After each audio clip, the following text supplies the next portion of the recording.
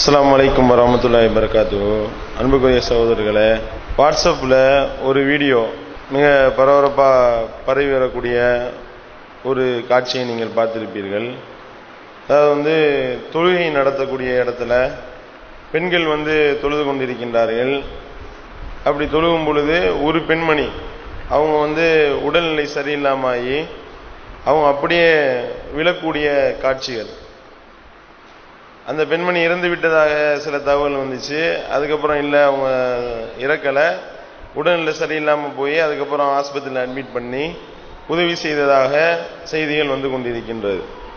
இதில் நம்ம கவனிக்க வேண்டிய விஷயம் என்ன அப்படின்னா, அந்த வீடியோவை நீங்கள் பார்த்தீங்கன்னாலே தெரியும். அந்த அம்மா இப்படி நின்று கொண்டிருக்கக்கூடியவர்கள் அப்படியே குப்புற விழுகின்றார்கள்.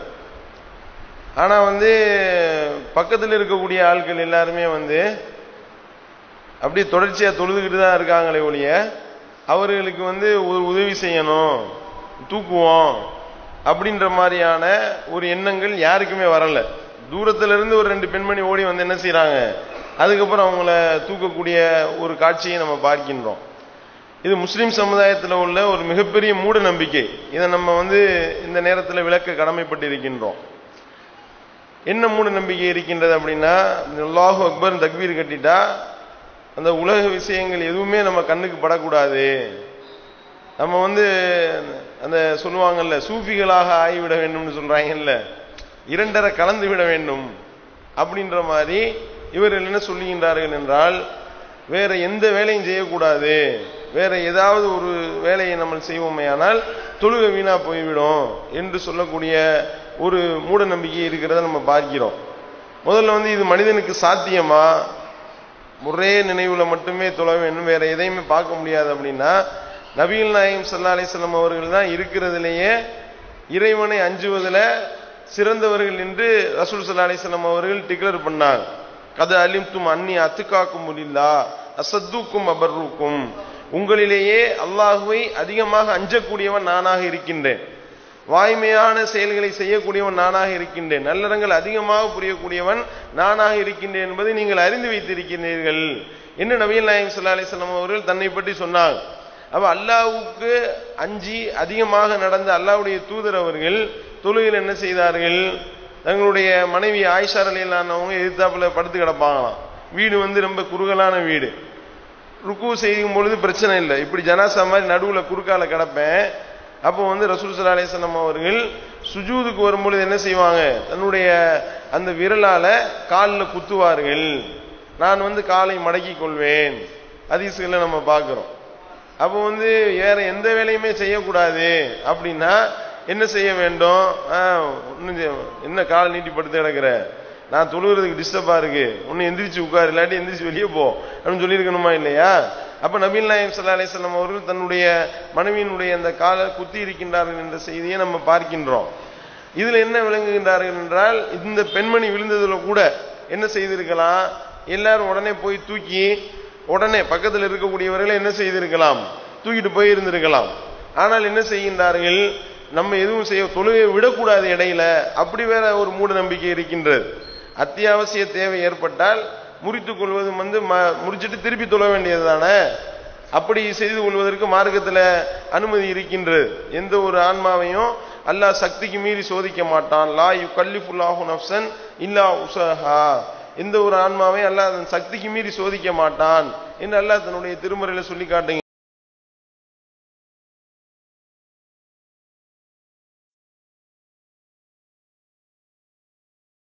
தொழுகைக்கு அல்லாஹ் அக்பர் தக்பீர் கட்டிட்டோம். இப்ப பிரச்சனை என்ன, ஒருத்தவருக்கு வயித்த கலக்குது, இப்ப என்ன செய்யறது, அடக்கிட்டு தொழ சொல்லுதா மார்க்கம்? அப்படி கிடையாது. அப்படிப்பட்ட நபர்கள்லாம் இருக்கின்றார்கள். தக்பீர் கட்டிட்டோம், வேற வழி இல்ல, அப்படியே அடக்கிட்டு இப்படி அடக்கிட்டு தொழ வேண்டும் என்ற தேவை என்ன இருக்கின்றது? அப்ப இது மார்க்கத்தில் என்ன விளங்கி வைத்திருக்கின்றார்கள் என்றால், தக்பீர் கட்டிட்டா சலாம் கொடுக்குற வரைக்கும் ஒண்ணுமே செய்யக்கூடாது, இடையில முறிக்க கூடாது என்பது போன்ற ஒரு தப்பான ஒரு கண்ணோட்டம் இருக்கின்றது. அல்லாஹ் சக்திக்கு மீறி சோதிக்க மாட்டான். நமக்கு இந்த மாதிரியான ஒரு நிலைமை ஏற்படுது. அப்ப ரசூல் ஸல்லல்லாஹு அலைஹி வஸல்லம் அவர்கள் இதை தடுக்கின்றார்கள். அப்ப கோபத்துல ஒரு காலி தீர்ப்பளிக்க கூடாது, என்னத்தையாவது ஒண்ணு கிடக்க ஒண்ணு உளறிடுவாரு, அதே மாதிரி வந்து இந்த சிறுநீர் மலை ஜலத்தை அடக்கிக்கிட்டு தொழுகிறத மார்க்கம் வந்து அனுமதிக்கவில்லை. அப்ப இதை நம்ம என்ன விளங்கணும், தக்பீர் கட்டினவனே ஒரு கலக்கிருச்சுன்னு வைங்க, விட்டுட்டு போக வேண்டியதுதான். அப்படியே போய் நம்ம சில பேர் என்ன நினைக்கிறாங்கன்னா, நம்ம இப்படி போனா எதுவும் இன்னும் நினைப்பாங்களோ நம்மளை, அப்படி இப்படி கிளம்பி வெளியே போனோம்னா நம்மள எதுவும் தப்பா நினைப்பார்களோ, நம்மளை தப்பா நினைப்பாங்கன்னு ஏன் நினைக்கிறீங்க? வல்ல இறைவனிடத்துல கூலியை பெறுவதற்கு தானே தொழுக. அப்படி இருக்கும் பொழுது இறைவன் என்ன அனுமதித்திருக்கிறான் அதை செஞ்சுட்டு போக வேண்டியது தானே. அப்ப இந்த மாதிரியாக ஒரு மார்க்கத்துல ஒரு தொழுகையில ஒரு தவறு நினைக்கக்கூடியதையும் நம்ம பார்க்கின்றோம். அப்ப தொழுகையை இடையில முறிக்க கூடாது என்று ஒரு தப்பான ஒரு மூட நம்பிக்கை இருக்கின்றது. தேவை ஏற்பட்டால், அதுக்குன்னு தேவையில்லாத விஷயத்துக்கு நம்ம பண்ணிடக்கூடாது. அத்தியாவசியத்தை நமக்கே தெரியாது, இது வந்து நிர்பந்தம், வேற வழி இல்லை அப்படின்னா, அப்ப நிர்பந்தமான நிலையில நம்ம அவ்வாறு செய்வது மார்க்கத்தில் தடை இல்லை என்பதை நாம விளங்கி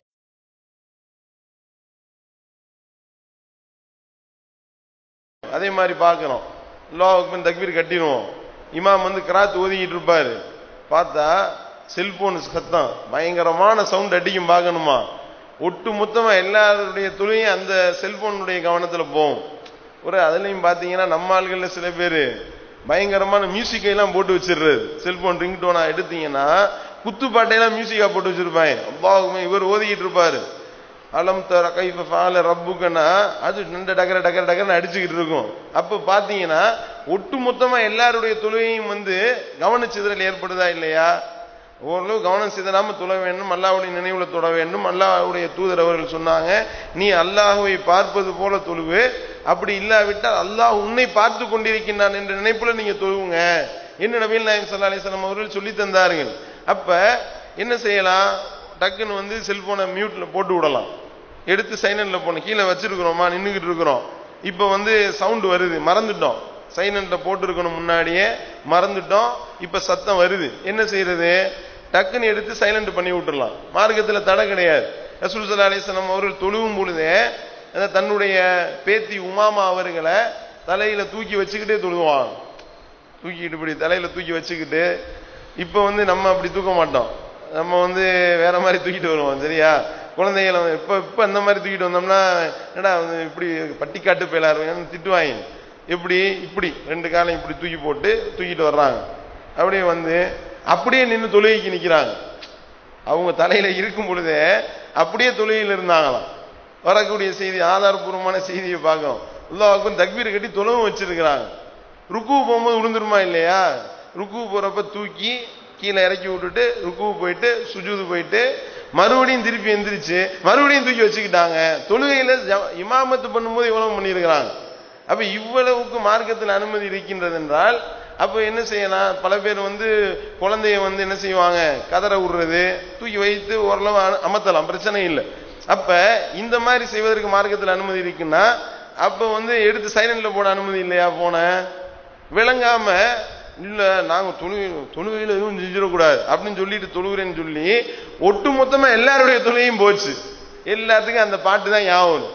இவங்க என்ன மியூசிக் வச்சாரோ அந்த பாட்டு தான் ஞாபகம் வரும். அடுத்த வக்தில தொழுகை தக்பீர் கட்டும் போது கூட ஆகா போன வக்தில இப்படி ஒரு பாட்டை போட்டாங்கன்னு தான் ஞாபகம் வரும். அப்ப இந்த மாதிரியான ஒரு நிலையை வந்து நம்ம வந்து தவிர்த்து கொள்ள.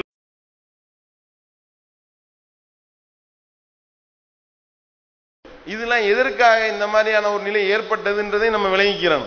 என்னது, பல கப்சா கதைகளை அள்ளி விட்டாங்க. என்ன கப்சா கதைகள், தொழுகையில தக்பீர் கட்டணும்னு வைங்களேன், உலக நினைவே வரக்கூடாது, பாத்துக்கிறங்க.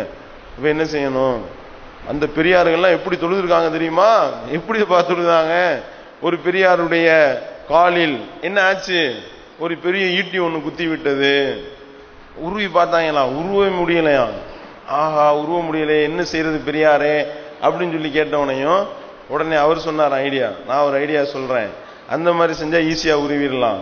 என்ன செய்யணும், நான் அல்லாஹ் அக்பர் தக்பீர் கட்டி நின்று தொழுதுறேன், உருவிடுங்க எனக்கு தெரியாது அப்படின்னோனையும் அதே மாதிரி அல்லாஹ் அக்பர் தக்பீர் கட்டி தொழுதாராம். தொழுது முடிச்சவனையும் தொழுதுகிட்டு இருக்கும் பொழுதே உருவிட்டாங்க. சலாம் கொடுத்துட்டு கேட்டாராம், உருவிட்டீங்களா அப்படின்னு கேட்டாராம். பாத்துக்கிறீங்க.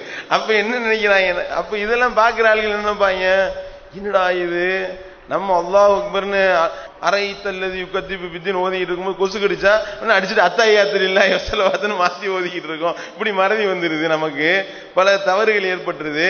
இங்க வந்து பெரியார பார்த்தா காலில் குத்துன ஈட்டிய கூட உருகுற அளவுக்கு சுப்ஹானல்லாஹ் இந்த மாதிரியான ஒரு இறைச்சம். இப்படியா நபிகள் நாயகம் ஸல்லல்லாஹு அலைஹி வஸல்லம் இருந்தாங்க?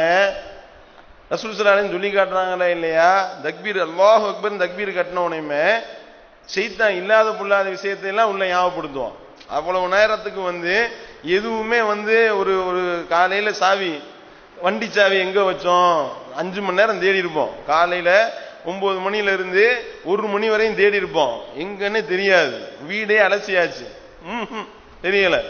லொகருக்கு வந்து அல்லாஹு அக்பர் தக்பீர் கட்டினோனையுமே 3வது செல்ஃப்ல பச்சை டப்பாக்குள்ள போட்டு வச்சோமே கரெக்டா ஞாபகம் வருதா இல்லையா? இது சைத்தானுடைய வேலை. எப்பொழுது நாம வந்து தக்பீர் கட்டுறோமோ சைத்தான் என்ன செய்வான், இது என்ன அது என்ன இது என்ன எல்லாத்தையும் ஞாபகப்படுத்துவான். நான் டோட்டலா 20 வருஷத்துக்கு முன்னாடி கடை வாங்கிட்டு போனவெல்லாம் ஞாபகம் வரும். முன்னாடி அவனுக்கு கொடுத்தமே 20 வருஷத்துக்கு முன்னாடி அதெல்லாம் ஞாபகம் வருதா இல்லையா? சைத்தானுடைய வேலை வரத்தான் செய்யும். அப்படி வரும் பொழுது அவனை எப்படி மிகைப்பது என்று நபிகள் நாயகம் ஸல்லல்லாஹு அலைஹி வஸல்லம் அவர்கள் சொல்லி தர்றாங்க. இந்த மாதிரி வந்துக்கிட்டு அஊது பில்லாஹி மினஷ் ஷைத்தானிர் ரஜீம் சொல்லிட்டு 3 தடவை இடப்பக்கமா லேசா துப்பி விடுங்க. அது எச்சியக்காரி துப்பி விட்டுறக்கூடாது, சரியா? லேசான முறையில 3 தடவை துப்புங்கன்னா இப்படி மார்க்கத்தில் சொல்லப்பட்டிருக்கிறது. வரத்தான் செய்யும். ஆனால் இவர்கள் என்ன செய்கின்றார்கள், எந்த நினைவு வராம சூஃபிகள் அப்படி தொழுதிருக்கின்றார்கள். அந்த மாதிரி நீங்கள் தொழ வேண்டும். அப்படிப்பட்ட என்ன மனசுல போய் உட்காரும் பொழுது என்ன ஆகுது, தக்பீர் கட்டி நிக்கிறப்ப ஒருத்தன் இங்கிட்டு உட்கார்ந்து கீழே விழுந்து அவன் வந்து ரத்தம் கக்கிட்டு இருப்பான். சூஃபிகள் எப்படி தொழுதாங்க அந்த மாதிரி நம்மளும் தொழ வேண்டும், இதெல்லாம் பார்க்க கூடாது அப்படின்ற நினைப்பு ஏன் வருது அப்படின்னா இந்த மாதிரியான கப்சா கதைகள்னால தான் வருது. நபிகள் நாயகம் ஸல்லல்லாஹு அலைஹி வஸல்லம் அவர்கள் தொழுவும் பொழுது பத்ரு போருடைய நேரம் புடிச்சு 2 பேரை புடிச்சு பின்னு பின்னிட்டு இருக்கிறாங்க சஹாபாக்கள். ரசூல் ஸல்லல்லாஹு அலைஹி வஸல்லம் அந்த இடத்துல தான் தொழுதுகிட்டு இருந்தாங்களாம். சொல்லு, உண்மையை சொல்லு, உளவு பார்க்க தான் வந்தியா என்பது போன்று அவங்கள போட்டு அடிச்சுக்கிட்டு இருக்கிறாங்க. இல்ல இல்ல இல்லன்னு சொல்லி அவங்க உண்மையை சொல்லி இருந்திருக்காங்க. உடல சஹாபாக்கள் இன்னும் அடிக்கிறாங்க, சொல்லு சொல்லு சொல்லு அப்படின்னோனையும் ஆமா அடி தாங்க முடியாம நினைஞ்சிருக்காங்க. ஆமா அதுக்கு தான் வந்தோம் அப்படின்ட்டாங்க. ரசூல் ஸல்லல்லாஹு அலைஹி வஸல்லம் அவர்கள் தொழுகிறப்ப இதெல்லாம் கவனிச்சுக்கிட்டு இருக்கிறாங்க. தொழுது கொண்டு இருக்கும் பொழுது அடிக்கிறது, இந்த மாதிரி பேசுறது, அவங்கள திட்டுறது, அந்த பசங்க சொல்றது எல்லாத்தையும் கவனிக்கிறாங்க. சலாம் கொடுத்து முடிச்சோன்னு என்ன செஞ்சாங்க, என்னப்பா இது உண்மையை சொல்றப்ப அடிச்சீங்க, பொய் சொன்னோன்னே விட்டீங்க அவங்கள அப்படின்னு சொல்லி ரசூல் ஸல்லல்லாஹு அலைஹி வஸல்லம் அவர்கள் தொழுது முடித்தோடனே சொன்னாங்க. அப்ப தொழுகிறப்ப எல்லாம் கவனிச்சிருக்காங்களா இல்லையா? வந்திருக்கல, ஞாபகம் வந்திருக்கல. அப்படி கவனிச்சாத்தானே நாம மனுஷனா இருக்க முடியும். இல்லாட்டினா நம்ம மலக்காயிருவோமே. நான் வந்து நீட்டமாக தொழ வேண்டும் என்று விரும்புகின்றேன், தொலை வைக்கலான்னு கொஞ்சம் நீட்ட சூறாவை ஓரதான் நினைக்கிறேன். ஆனால் அந்த குழந்தையினுடைய அழுகுரலை நான் செவியேற்கிறேன். அந்த தாயினுடைய உள்ளம் எந்த அளவுக்கு பாடுபடும் என்பதை உணர்ந்து நான் வந்து சிம்பிளா முடிச்சிடுறேன் சொல்றாங்களா இல்லையா? ரசூல் ஸல்லல்லாஹு அலைஹி வஸல்லம் 2 காதலையும் பஞ்சை வச்சு அடைச்சுக்கிட்டு இடியே விழுந்தாலும் எங்களுக்கு ஒன்றும் தெரியாது அப்படின்னு இடி விழுந்ததுக்கு அப்புறம் சலாம் கொடுத்துட்டு ஏதோ ஒரு குண்டூசி விழுந்த சத்தம் கேட்டுச்சா வாப்பா, என்ன வாப்பா அப்படியே கேட்டாங்க. அது ஒரு சின்ன விஷயமா இருந்தாலும் நமக்கு தெரியத்தான் செய்யும், அதுதான் மனிதன். அப்ப இந்த விஷயங்களை எல்லாம் கவனத்துல கொண்டு இதை வந்து இப்படி பில்டப் பண்ணிட்டாங்க. அப்ப வந்து தொழுகையில உள்ள நுழைஞ்சிட்டோமே ஆனால் அந்நிய உலக விஷயங்கள் வந்து நினைவுகள் வரத்தான். ரசூல் ஸல்லல்லாஹு அலைஹி வஸல்லம் தொழுதுகிட்டு இருக்கும் பொழுதே சலாம் கொடுத்தோன்னே வேகமா விருட்டுன்னு எந்திரிச்சு வீட்டுக்குள்ள போனாங்க. ஏன் திடீர்னு இந்த மாதிரி செய்ய மாட்டீங்களே, ஏன் இப்படி போனீங்க வேகமா அப்படின்னு கேட்கும் பொழுது, தொழுகும் பொழுது ஜக்காத்தாக வந்த இந்த பொருள் எனக்கு நினைவுக்கு வந்தது, அதை பைத்துல் மால்ல சேர்த்துறதுக்காகத்தான் டக்குன்னு சலாம் கொடுத்துட்டு போனேன்றாங்க. ஞாபகம் வந்திருக்குல, நபிகள் நாயகம் ஸல்லல்லாஹு அலைஹி வஸல்லம் வந்திருக்கா இல்லையா? முடிந்தவரை அல்லாஹ் நம்மை பார்த்து கொண்டிருக்கின்றார் என்ற அந்த எண்ண நினைவோடு நாம தொழுகையை நடத்த வேண்டும், தொழுகையில நிற்க வேண்டும். அப்படி நிற்கக்கூடிய நேரத்தில் இப்படிப்பட்ட உலக நினைவுகள் வந்தால் அது குற்றமாவாது. அதே நேரத்தில் இப்படிப்பட்ட அன்னிச்சையான செயல்கள், ஆயிஷா ரலியல்லாஹு அன்ஹா அவர்களுடைய காலில் குத்துனாங்கல்ல, அந்த மாதிரி வந்து நம்ம செல்போன்ல வந்து சைலண்ட்ல போடுறது, இப்படிப்பட்ட சில தேவைகள் இருந்தால் நம்ம என்ன செய்யலாம், அதை தாராளமா செய்யலாம். தக்பீர் கட்டி நின்ட்டாங்க. இப்னு அப்பாஸ் ரலியல்லாஹு அன்ஹு என்ன செய்யறாரு, இடது பக்கம் வந்து நிக்கிறார். இமாமுக்கு வந்து ஒரு ஆள் மட்டும் நிற்கும் போது வடது பக்கம் தான் நிற்கும். ஒரு ஆள் தனியா நின்று இமாமோடு சேர்ந்து தொழும் பொழுது இமாம் நிக்கணும், இமாமுடைய வலது பக்கம் தான் அந்த ஒரு நபர் நிக்கணும், 2 பேரும் சேர்ந்து நிற்க வேண்டும். ஆனா என்ன செய்யறாரு, இப்னு அப்பாஸ் ரலியல்லாஹு அன்ஹு என்ன செய்யறாங்க, இடது பக்கம் போய் நின்றாங்க. ரசூல் ஸல்லல்லாஹு அலைஹி வஸல்லம் என்ன பண்ணாங்க, தொழுதுகிட்டு இருக்கும் பொழுதே இப்படியே காதை பிடிச்சு இழுத்து வலது பக்கம் நிப்பாட்டினாங்களா இல்லையா? தேவை ஏற்பட்டால் செய்வதற்கு மார்க்கத்தில் தடை இல்லை. இதை விளங்கி கொள்ளாம பல பேர் நம்ம தொழுகை அவங்களுடைய தொழுகையை வீணடிக்கிறதோட இன்ன பிற நபர்களுடைய தொழுகையை வீணடிக்கின்றார்கள் என்பதை நம்ம கவனத்தில் கொண்டு இப்படி அத்தியாவசிய தேவைகள் ஏற்படும் பொழுது தொழுகையை முறிச்சிட்டு திருப்பி கூட நம்ம தொழுது கொள்ளலாம். சரியா? ஒரு ஆள் உயிர் போய் கொண்டிருக்கின்றது, அவர் சக்கராத்துக்காரில் தூக்கிட்டு போய் அட்மிட் பண்ணா பொழைக்க வாய்ப்பு இருக்கின்றது என்ற நிலையில பள்ளிவாசல்லே வச்சு அவரை சாகடிக்கிறதுன்னு நியாயமாகுது. அப்ப இதையெல்லாம் கவனத்துல கொண்டு நிர்பந்தமான நிலையில மார்க்கம் பன்றிக்கறியை கூட தின்வதற்கு அனுமதித்திருக்கின்றது. மார்க்கத்துல ஒருத்தன் கொல்ல போறான், நம்மள அல்லாஹ் இல்லைன்னு சொல்லுன்றான், நாம உள்ளத்துல ஈமான் உடையவர்களாக வாயளவுல அல்லாஹ் இல்லை என்று சொல்வதை கூட மார்க்கம் அனுமதித்திருக்கும் பொழுது இப்படி தொழுகையில ஒரு விட்டு நம்ம போவதற்கு நாம மார்க்கத்தில் அனுமதி இருக்கின்றது என்பதை கவனத்தில் கொண்டு அதை மீட்டி நம்ம தொழுது கொள்ளலாம் என்பதை நம்ம கவனத்தில் கொண்டு நாம நம்மளுடைய செயல்பாடுகளை சீரமைத்துக் கொள்ள வேண்டும். அப்படிப்பட்ட நன்மக்களாக வல்ல இறைவன் நம் அனைவரையும் ஆக்குவானாக என்று கேட்டு நிறைவு செய்கின்றேன். வாயிதவான அல்ஹம்துலில்லாஹி ரப்பில் ஆலமீன்.